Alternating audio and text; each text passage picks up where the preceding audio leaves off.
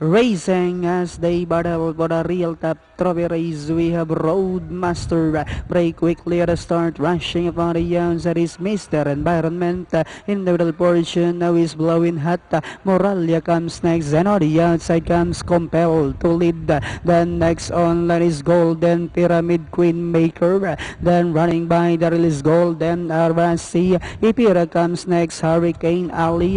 Moving upon the outside is Secret of the West, Grand Homer, Melodious second last, while Pagano now the early trailer by about 14 lengths of the leader. And as they swing down the back, we have Roadmaster by about 3 lengths, blowing hot in second. Down on the inside is Golden Arasi. In the middle portion now is entry 8A, and this one is Mr. Environment Compelled to lead now, rushing upon the outside. The next on line is Moralia. Golden Pyramid comes next. Then here comes Hurricane Ali, now trying to get closer. Then next on line now is Queen Maker.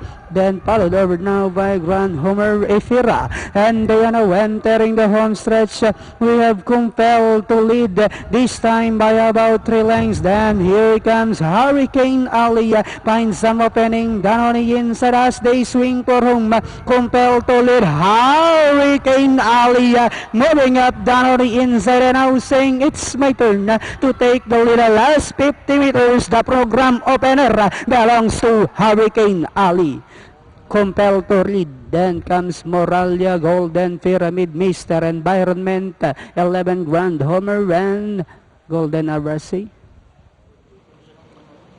419-5811 ang ating dating andyan.